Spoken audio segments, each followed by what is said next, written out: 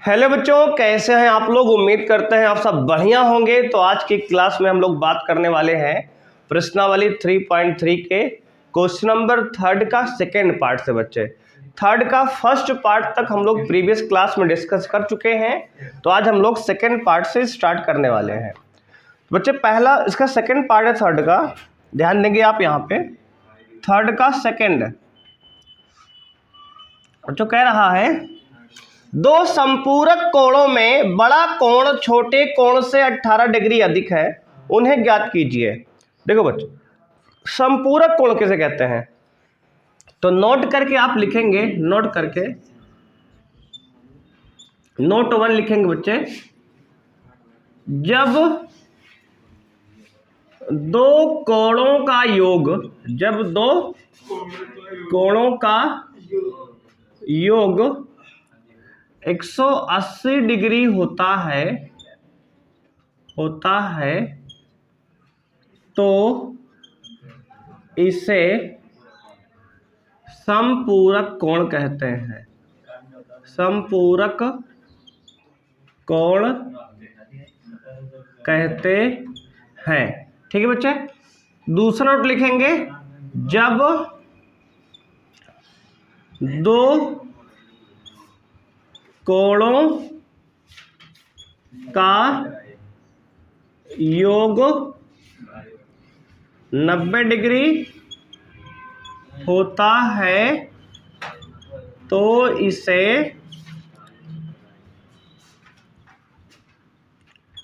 कोटिपूरक कोण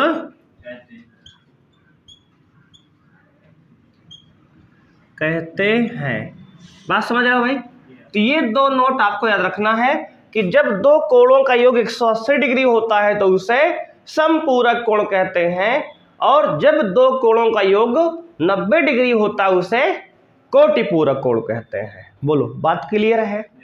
अब देखो बच्चे, इसमें कहा गया दो कोटि संपूरक कोण है, यानी कि माना पहला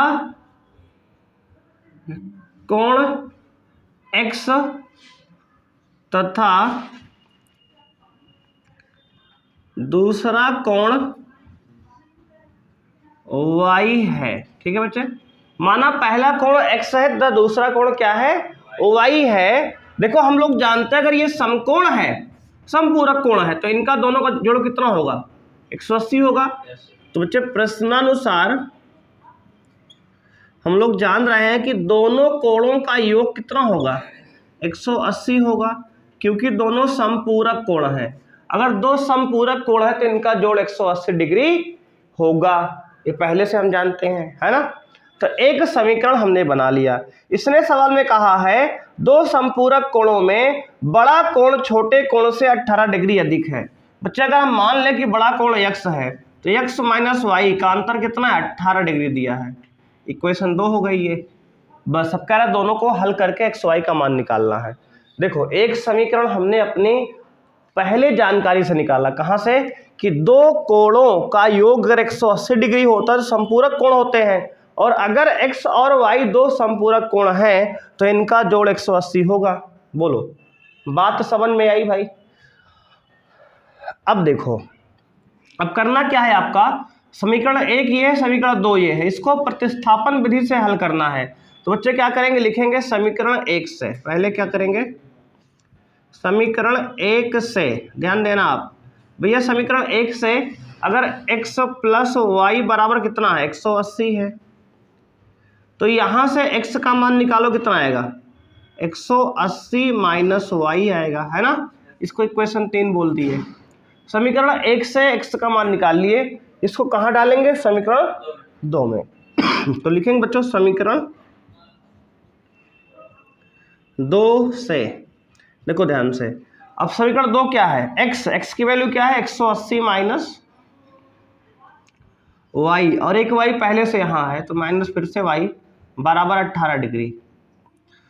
अब देखो आप 180 माइनस y मिलकर माइनस का 2y बराबर 18 डिग्री। तो यहाँ से अगर आप निकालोगे 2y का मान, तो 2y उधर जाओगे, देखो 2y उधर ले जाओ, प्लस का हो गया, 18 इधर ला लो, तो 180 माइनस 18 कितना हो जाएगा ये? तो 2y बराबर हो जाएगा 10 में से 8 गया 2, 7 में से 1 गया 6 और 162। 2y बराबर 162। तो y बराबर बच्चे क्या आएगा? 162 बटे 2, 2 एक कम 2, 2 अठे 16, 2 एक कम 2, y बराबर 81 आ गया। y बराबर 81 आ गया। अब y की वैल्यू इक्वेशन थर्ड में रख दो, समीकरण 3 में। लिखेंगे बच्चे समीकरण 3 से। तो अगर y की वैल्यू समीकरण 3 में रखेंगे तो क्या आएगा? देखो x बराबर आएगा 180 माइनस 81, 180 माइनस y की वैल्यू 81 कितना आएगा? 99। तो x की वैल्यू बच्चे आ गई 99 डिग्री, y की वैल्यू आ गई 81 डिग्री, और यही जो है आपका आंसर है। ठीक है, तो पहला कोण बच्चे आ गया 99 डिग्री और दूसरा है छोटा कोण आया 81 डिग्री, और ये जो दोनों का जोड़ देखो कितना है? 180 है। कितना है? 180 है। क्लियर है? तो ये आपका आंसर है। एक बार ध्यान से नोट कर लो, अगर कोई समस्या हो यहां तक तो बताओ आप। कुछ बच्चे थर्ड का थर्ड पार्ट है, ध्यान से देखेंगे। थर्ड का थर्ड पार्ट कह रहा है, एक क्रिकेट टीम के कोच ने 7 बल्ले और 6 गेंद 38 रुपए में खरीदे। बच्चे एक क्रिकेट टीम का कोच है, उसने 7 बल्ले, बच्चे देखो 7 बल्ले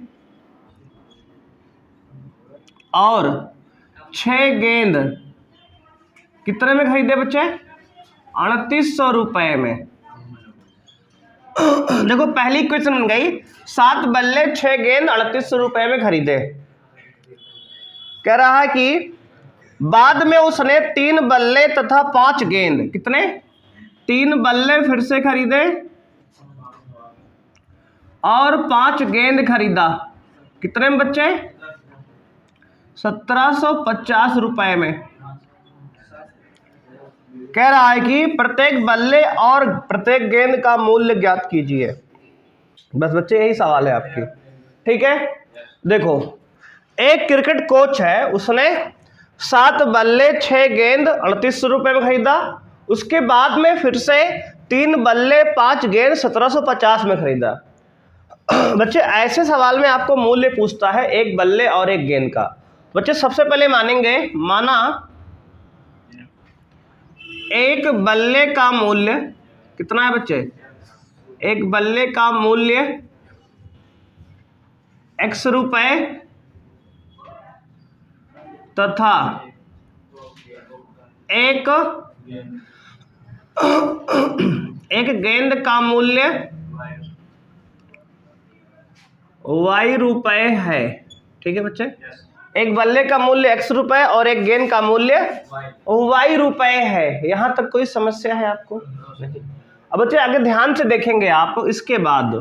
अब बच्चे देखो एक बल्ले का मूल्य अगर x रुपए है तो 7 बल्ले का मूल्य कितना होगा? 7x और प्लस 6 गेंद का 6y बराबर 3800 ना। इक्वेशन नंबर 1 बन गया। अब देखो 3 बल्ले का मूल्य 3x और अगर एक गेंद का y है तो 5 गेंद का 5y बराबर 1750। इक्वेशन 2 हो गया। बस अभी आपको इन दोनों इक्वेशन को हल करके xy का मान बोलो निकाल लेना है। कर लोगे? बोलो बच्चे, आसान सवाल है। बात क्लियर है ना? जैसे अगर एक बल्ले का मूल्य x है तो 7 बल्ले का 7x, एक गेंद का मूल्य y है तो 6 गेंद का 6y बराबर 3800 हो गया, है ना? बात समझ रहे हो कि नहीं?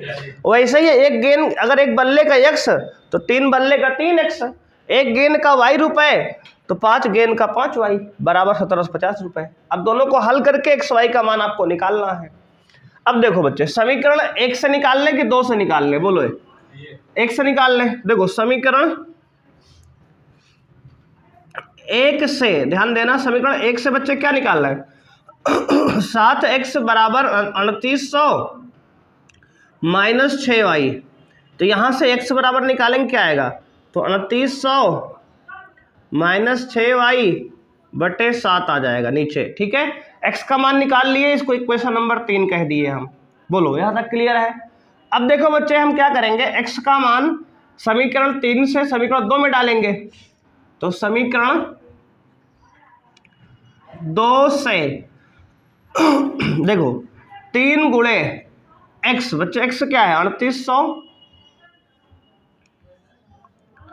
-6y/7 और क्या है भाई प्लस में 5y = 1750। अब देखो इसको आपको सॉल्व कर लेना है। अब देखो यार ऐसा करो ना भाई, यहां पे हम इसको मल्टीप्लाई कर दो, 3 से 3800 में गुणा करो। देखो 3 का अंदर गुणा करो, 3 0 0 3 0 0 3 8 24 का 4 कैरी 2 3 3 9 2 11 11400 हो गया, माइनस 6 3 18y हो गया। और बच्चे देखो प्लस 7 5 एलसीएम ले लो, 7 5 35y बराबर ये जो है क्रॉस मल्टीप्लाई कर दो उधर। देखो ये एलसीएम ले लिए 7 पूरे का, आप देखो 7 से 7 में डिवाइड किया तो पूरा यही आ गया ऊपर वाला, 7 5 35 हो गया, ये बराबर 1750। बोलो यहाँ तक क्लियर है। एक बार ध्यान से देख लो। अब देखो 11400 माइनस, अब देखो 35 में से 18 घटाओ बच्चे 17 आएगा, 35 में से 18 घटा दो 17, तो प्लस का 17y बराबर, अब देखो बच्चे 7 को गुणा करो 1750 में, 7 0 0 7 5 35 का 5 कैरी 3 7 7 49 49 1 50 2 52 का 2 कैरी 5 7 1 7 5 12, कितना हो गया 12250 हो गया। ठीक है जी।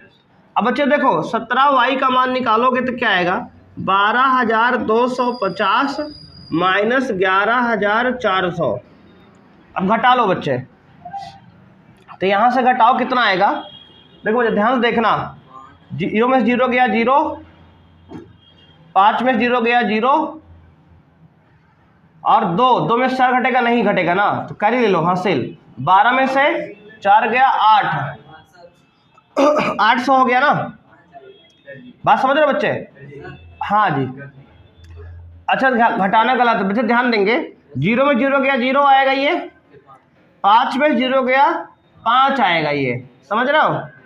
और बच्चे देखो ध्यान से, तो यहां से क्या बचा, 12 में से 4 गए 8, 850, तो 17y बराबर 850, 17 1 कम 17, 17 5 85, तो y का मान आ गया 50। क्या आ गया 50 रुपए, यानी एक गेंद की कीमत है 50 रुपए।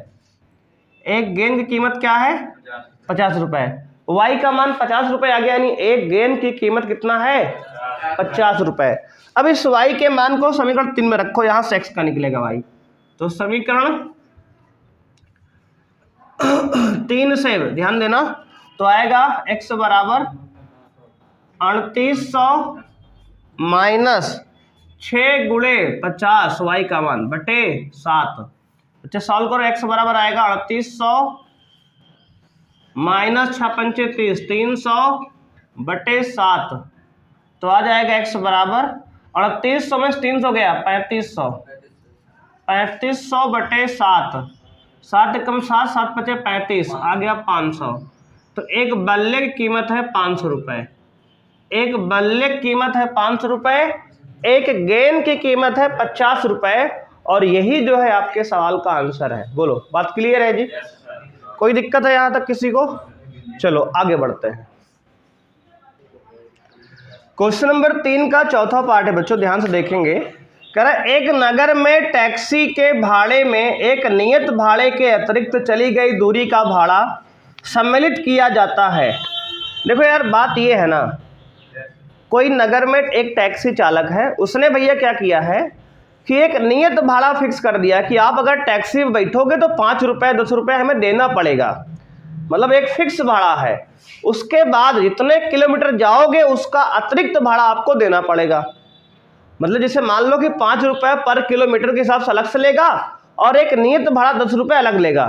मतलब बैठने का चार्ज, सर्विस चार्ज ले रहा है वो, एक नियत भाड़ा है टैक्सी में, समझ रहे हो। दो प्रकार के भाड़े हैं, एक फिक्स किराया है कितना रुपए लेंगे हम आपसे, जो है आप बैठो तुरंत उतर जाओ कोई दिक्कत नहीं, बैठो तुरंत नीचे उतर जाओ 10 रुपये हो गए, मतलब फिक्स भाड़ा एक है, और एक प्रति किलोमीटर का भाड़ा है बच्चे, बात समझ रहे हो।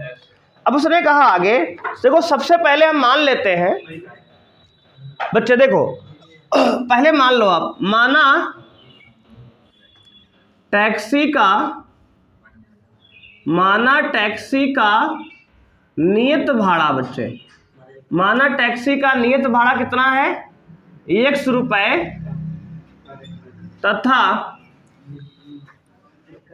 प्रति किलोमीटर भाड़ा y रुपए है। देखो यार, सबसे पहले भाई मान लिया कि x रुपए क्या है, प्रति मतलब फिक्स भाड़ा है, नियत भाड़ा, x रुपए तो नियत है, देना ही पड़ेगा, टैक्सी बैठ गए हो तो देना ही पड़ेगा, बात समझ रहे हो कि नहीं।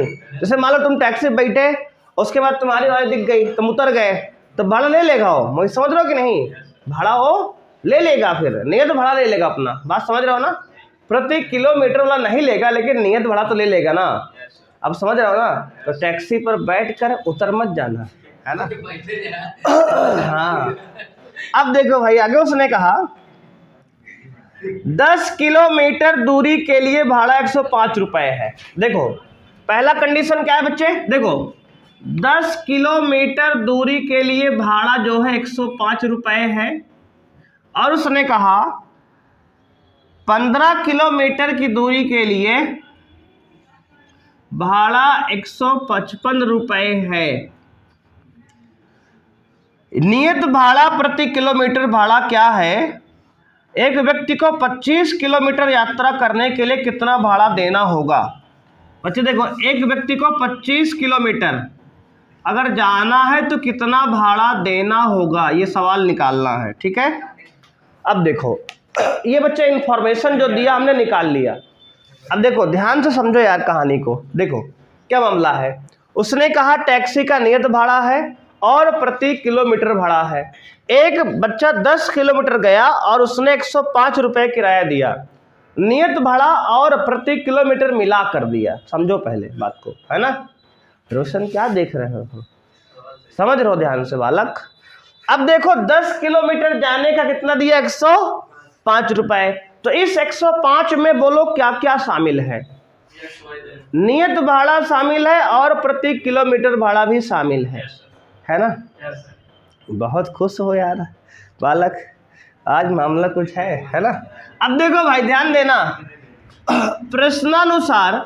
प्रश्नानुसार भैया ध्यान से देखो, इसमें क्या है, देखो 10 किलोमीटर के लिए, बच्चे ध्यान देना, 10 किलोमीटर के लिए यक्स क्या है, नियत भाड़ा, प्लस यक्स तो नियत भाड़ा हो गया, प्लस 10 किलोमीटर का वाई के हिसाब से 10 वाई प्रति किलोमीटर का भाड़ा, दोनों जोड़ के 105 हुआ होगा ना।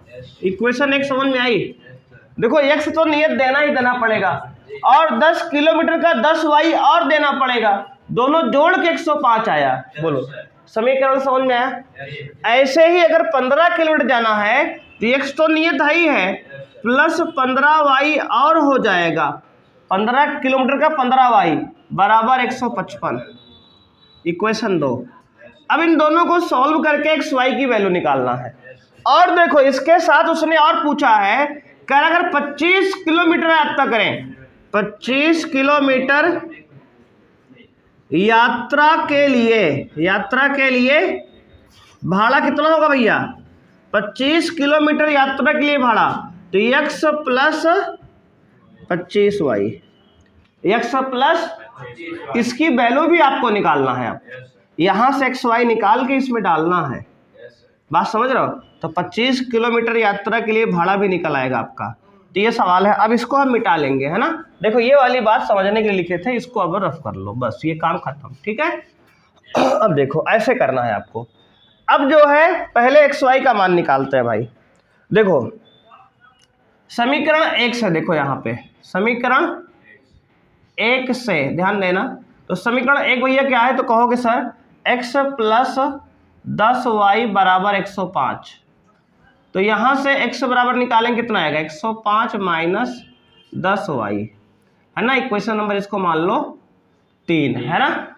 अब देखो इसकी वैल्यू इक्वेशन 2 में रख दो, तो लिखोगे समीकरण 2 से क्या होगा, तो कहोगे सर ऐसा है ना कि x की वैल्यू कितनी है, 105 माइनस 10y और प्लस 15y पहले से लिखा है, 15y देख रहा हो, समीकरण 2 में रख रहे हैं। x की value 105 minus 10y plus 15y पहले से है बराबर 155।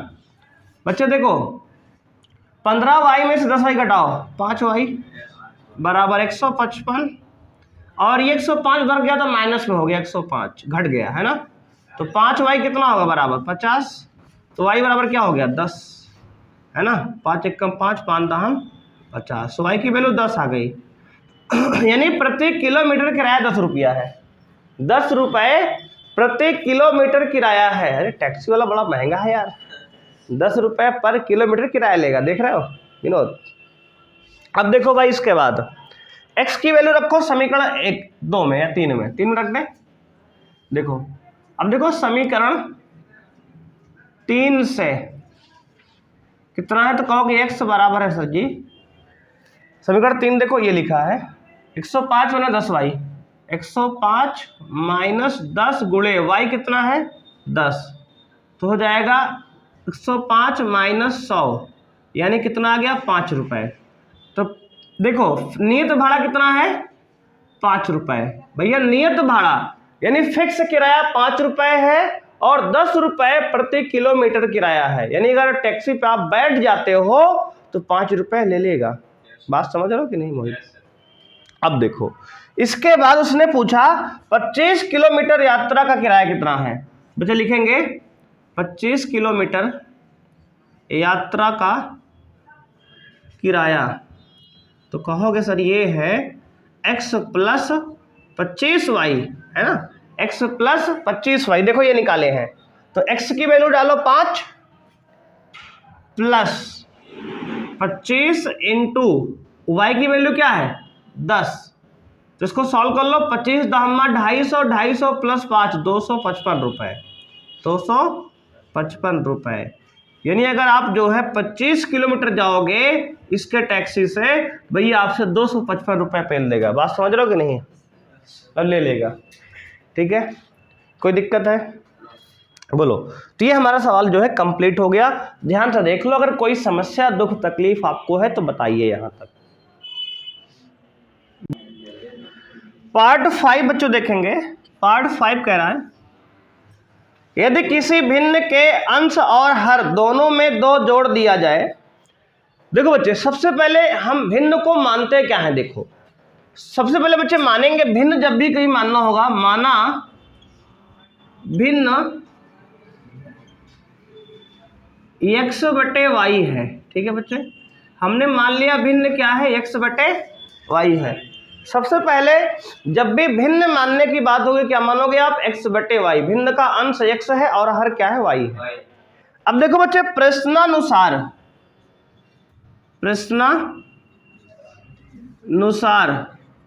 अब कह रहा है प्रश्नानुसार उसने कहा कि आपसे कि यदि भिन्न के अंश और हर दोनों में 2 जोड़ दिया जाए तो वह 9/11 हो जाती है। देखो बच्चे कह रहा है अंश और हर, देखो अंश यानी ऊपर वाला और हर यानी नीचे वाला, दोनों में 2 जोड़ दिए, कितना जोड़ दिए 2 जोड़ दिए, कितना हो गया ये 9/11 हो गया। बात समझ में आई। पहली कंडीशन देख लो ध्यान से, कह रहा अंश और हर दोनों में अगर 2 जोड़ देते हैं तो भिन्न 9/11 हो जाती है, समझ में आ गया, पहला समीकरण ये बन गया। उसके बाद उसने दूसरी कंडीशन क्या कही है, दूसरी कंडीशन उसने कही यदि अंश और हर दोनों में 3 जोड़ दिया जाए बच्चे, यदि अंश और हर दोनों में 3 जोड़ दिया जाए तो यह भिन्न कितनी हो जाएगी 5/6 हो जाएगी, 5/6 हो जाएगी। वह भिन्न ज्ञात कीजिए, तो क्या निकालना है आपको, भिन्न ज्ञात करना है। देखो ये हमारा बन गया समीकरण बच्चे, एक बार उसने कहा अंश और हर दोनों में 2 जोड़ दो तो 9/11 हो जाएगा, और 3 जोड़ दो तो 5/6 हो जाएगा। बात समझ में आई? अब देखो इसको आप हल करो क्रॉस मल्टीप्लाई करके, 2x मतलब 11x, सॉरी बच्चे मल्टीप्लाई करो क्रॉस में, तो क्या आएगा 11x प्लस 11 दूनी 22 बराबर 9y प्लस 9 दूनी 18। इसको इधर लाएंगे बच्चे तो 11x माइनस 9y बराबर, देखो अब 22 उधर जाएगा तो 18 माइनस 22 यानी कि माइनस का बच्चे कितना आएगा 4। बोलो क्लियर है? इक्वेशन नंबर 1 हो गया ये। अब इक्वेशन 2 देख लो यहाँ पे बच्चे, इसको क्रॉस मल्टीप्लाई करो, 6x प्लस 6 3 18 बराबर 5y प्लस 5 3 15। तो बच्चे आएगा 6x माइनस 5y बराबर बच्चे 15 माइनस 18 करोगे माइनस का 3 आएगा। देखो इक्वेशन नंबर 2 हो गया। बस देखो अब ये 2 समीकरण बन गए। अब इनको दोनों को हल करके x और y का मान निकाल लेना है और आंसर जो होगा हमारा x/y आंसर हो जाएगा, भिन्न। ठीक है ना? देखो सवाल कितना आसान है, बोलो एक बार समझ में आया कि नहीं? इतना बोलो। देखो पहले उसने कहा बच्चे भिन्न जो है x/y, उसमें अगर अंश और हर दोनों में 2 जोड़ दें तो ये 9/11 के बराबर हो जाता है। उसने कहा यही भिन्न में अगर अंश और हर दोनों में 3 जोड़ दें तो ये 5/6 के बराबर हो जाता है। बात समझ में आई? वहां से 2 समीकरण निकाल लिए हैं। अब बच्चे देखो समीकरण 1 से, देखो इतना तो ये सवाल बन गया हमारा, इसको तो हमने सॉल्व कर लिया। अब देखो इसके बाद अब सोल्यूशन यहाँ शुरू करते हैं। समीकरण 1 से बच्चे निकालो क्या x का मान, तो क्या आएगा 11x बराबर ये 9y उधर जाएगा तो प्लस का 9y हो गया और माइनस का 4। बच्चे x निकालेंगे तो क्या आएगा 9y माइनस 4/11, 9y माइनस 4/11। बोलो बात समझ में आई?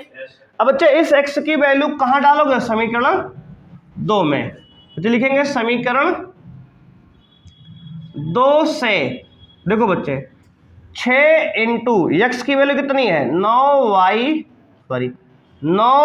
माइनस 4/11 इंटू माइनस 5y बराबर -3। इसको सॉल्व कर लो। देखो 11 6 9y 54 का 4 54y माइनस 6 चौके 24 बराबर बच्चे माइनस 11 5 55y, है ना? 11 5 55 बराबर 11 तिहाई माइनस का 33। देखो इसको उधर भेज दिए, 11 तिहाई 33 हो गया। कैलकुलेशन देख लो ध्यान से, कोई दिक्कत बताओ यहाँ तक। देखो इसका एलसीएम लिए उधर भेज दिए डायरेक्ट। अब देखो 54 में से बच्चे 55 घटाओ तो माइनस वाई होगा ना, 54y में से 55y गया माइनस वाई और बराबर माइनस 33, और देखो ये माइनस 24 उधर गया तो प्लस 24। तो बच्चे माइनस वाई बराबर क्या आ गया? देखो माइनस वाई बराबर आ गया आपका 33 प्लस 24 कितना होगा? 13 में से 4 गए बच्चे कितना होगा? तो कहोगे सर 13 में से 4 गए 9। बच्चे 9 माइनस का हो गया ना, माइनस का 9। देखो माइनस का y बराबर माइनस का 9 यानी y बराबर 9 आ गया। माइनस से माइनस काट दो, y बराबर 9 आ गया। क्या आ गया? 9। y का मान 9 आ गया ना। अब y का मान समीकरण 3 रखो। समीकरण 3 में बच्चे y का मान रख दो तो क्या आएगा? x बराबर आएगा 9y माइनस 4/11 है बच्चे। 9 गुणे 9 माइनस 4/11। तो बच्चे x कितना आ गया? 9 9 81 माइनस 4/11। तो 81 में से 4 गया 77, 77/11, 11 कम 11, 11 7 70। x की वैल्यू आ गई 7, x की वैल्यू आ गई 7। बोलो बात क्लियर है? x की वैल्यू कितनी आ गई? 7 आ गई। देखो बच्चे x की वैल्यू 7 आ गई, y की वैल्यू 9 आ गई। तो फाइनल आंसर क्या आएगा बच्चे? भिन्न हमारा। तो कहोगे भिन्न आ गया हमारा। देखो x की वैल्यू है कितनी? 7, 7 बटे y की वैल्यू 9, 7/9। आंसर हो गया 7/9। बोलो क्लियर है? 7/9 हमारा जो है भिन्न है। नोट कर लो, कोई समस्या हो यहां तक बताओ आप। पार्ट 6 बच्चों ध्यान से देखेंगे, इसका इक्वेशन हम बना दे रहे हैं, आप सॉल्व करेंगे इसको। 5 वर्ष बाद जैकब की आयु उसके पुत्र की आयु से 3 गुनी हो जाएगी। बच्चे यहाँ आयु वाला सवाल है, जैकब है उसका पुत्र है, तो बच्चे लिखेंगे माना जैकब की वर्तमान आयु x वर्ष तथा